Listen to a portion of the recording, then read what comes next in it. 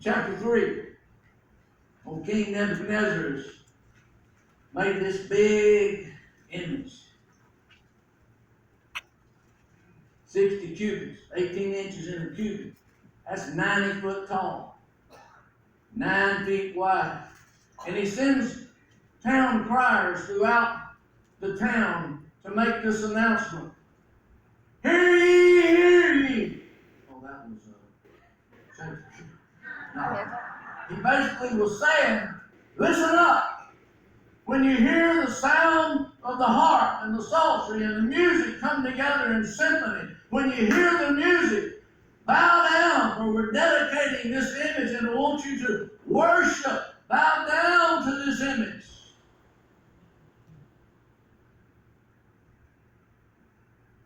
There's always a few suck-ups that go to the king and say, remember them Hebrew boys?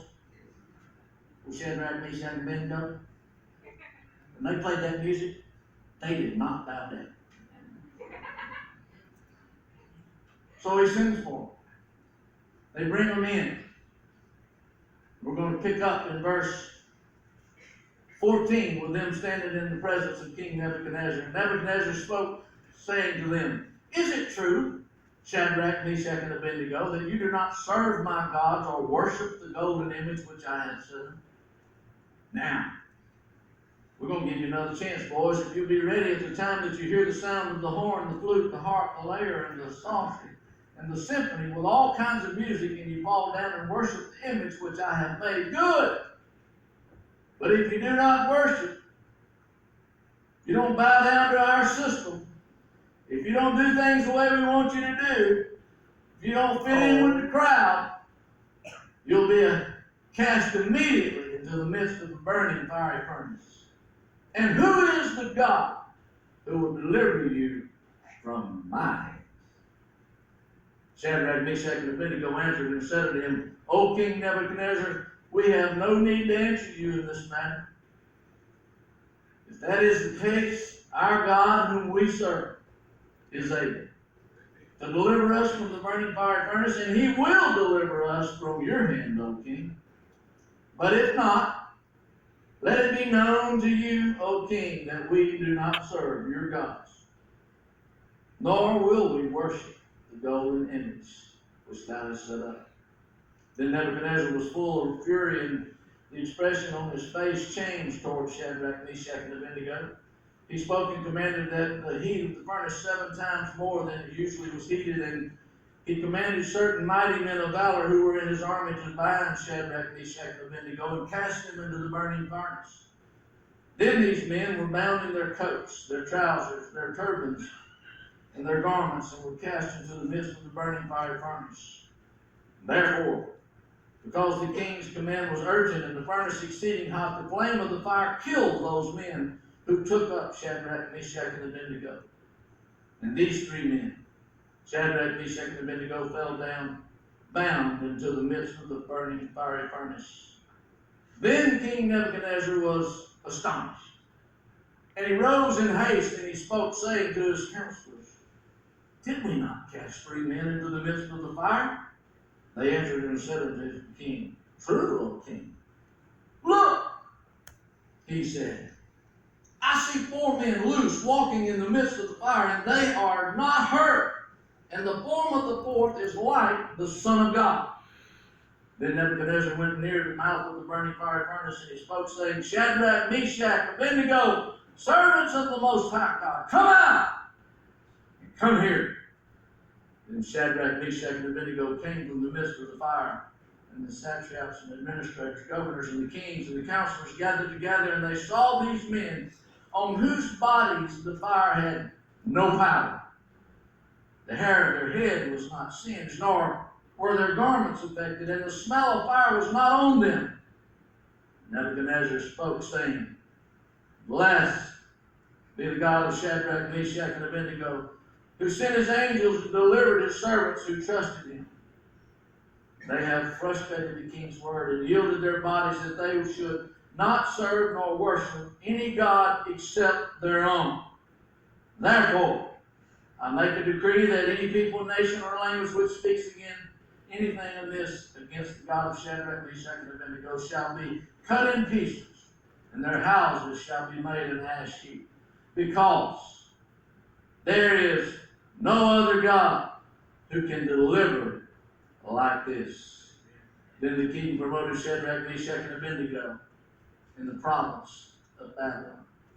I want to talk to you for just a few minutes, basically coming out of verse 17 and verse 18. Before we go there, I want you to understand that God's Word has told us that while you're in this world, you will have tribulations. You're going to be in some hot spots. You're going to go through some pressure-packed moments. You're going to be stretched. You're going to be twisted. You're going to be pulled. You're going to be put in the vice, and it's going to be screwed down on you till it hurts sometimes. But I want you to understand again that there's no weapon that's formed against you that can prosper. If you stay faithful, if you stay true, if you stay committed, if you stay in that place in that presence of God, getting your marching orders and your actions from Him, He will direct your path. He will bring you not only through, not only out, but He'll do so in a way that you'll have a testimony of praise upon you, and you'll be a hope and an inspiration to others that you will encounter. In verse 17, we see we need to instill these and check ourselves to see if these traits are evident in our lives. It's hope. Because it says, our God, whom we serve, is able. Because we serve a God of hope, we don't need to lose hope. Now, I've shared with you on many occasions, one of the favorite tools the devil has, I believe, in his arsenal is this: to make you feel that your situation is so unique and so big that it's hopeless. Because if he can get you to have the stinking thinking of hopelessness, it's impossible for you to have faith to change or to trust God, because faith is the substance of things hoped for. Anytime the devil begins to tell you there's no hope, remember, he's the father of lies, and in him is no truth. He may taint the truth. He may taint the lie with a little bit of truth to try to make it palatable and taste okay. But if you'll listen to the totality of what he's speaking and see the picture that he's trying to present, you will understand, with the discernment, the help of God, the power of His Spirit, the Word of God, you will see right through the lie, and you'll recognize, I serve a God of hope. There's nothing too hard or difficult with Him. All things are possible with the God that I serve. There's hope in Him. Secondly, we see in verse 17 also, where they voiced their faith in that they said, He will deliver us. I told you a week or two ago, since I started looking up words in the dictionary, I realized how stupid I was.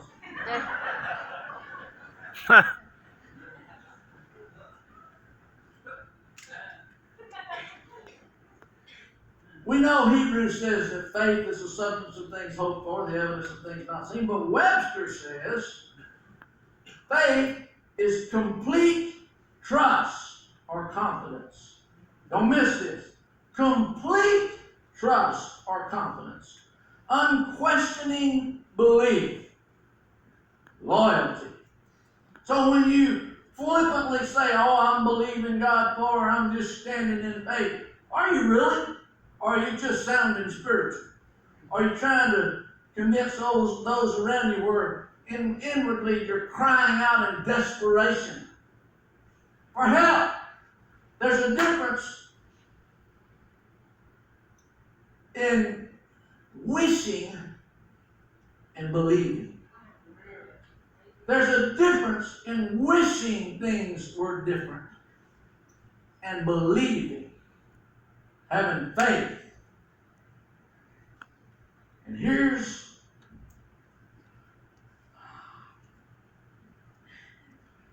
one of them head scratchers. Mystifies. There are some things that we know to emphatically, clear and plainly know that this is the will of God. There are other things, this is not the will of God. Then there's some stuff right in here we go,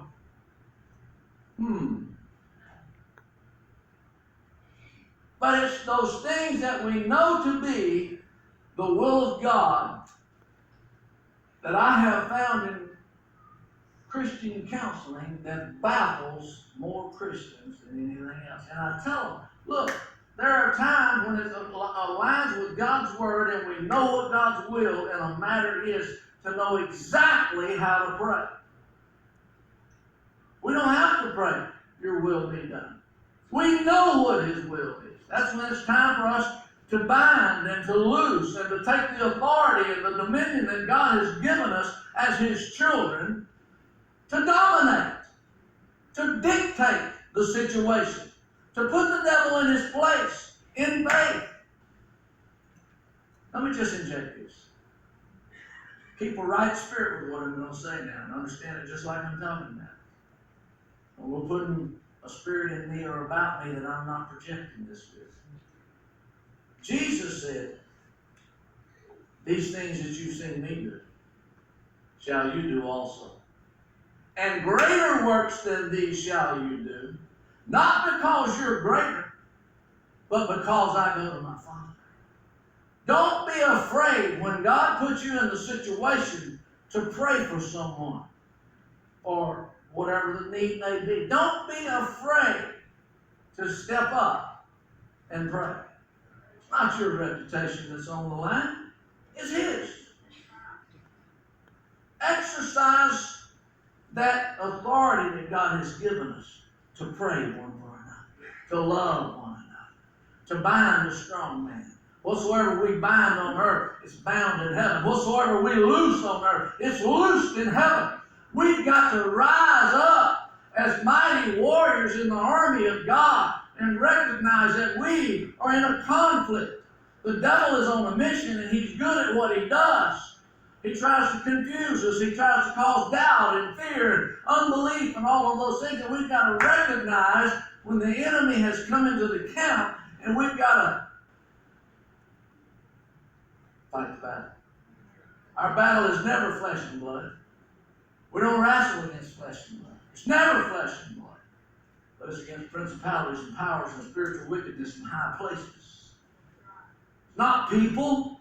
Don't you get to trying to destroy people. That's who Jesus died for. Love them. So, really learn the definition of faith and apply it to your life. Thirdly, and I'll close. It's in verse 18, where they said, but if not. They just got this saying, He will deliver us from your hand, O King. But if not, let it be known to you that we do not serve your gods, nor will we worship a golden image. You've got to get committed to the cause. Because realize it or not, like it or not, most of you or us will not be called upon to be martyrs, to seal our testimony and our belief with our blood and our life. Some may. Are you prepared if it comes to that? Or will you bail, tuck tail and run? Are you willing to stand in the face of adversity, opposition, and to say, my God can, and my God will. But even if He don't, I'm not going to compromise. I'm not going to bow. I'm not going to bend. And I'm not going to burn. Because that fourth man in that fire, that king stood up and said, didn't we cast 3 in there bound? There's 4 loose up walking around, and the 4th is like the Son of God. That's Old Testament. He's seeing Jesus in the Old Testament. He's still in the fire. The old lyrics of that song goes, and he's walking through the flame. And I can tell you through the power of his name, not one flame of fire will touch you. You'll come through it and you'll tell, yesterday, today, forever, he's alive and well. Where's your commitment? Where's your faith? What is it that you need in the Lord? There is no other God like him. Bow your heads.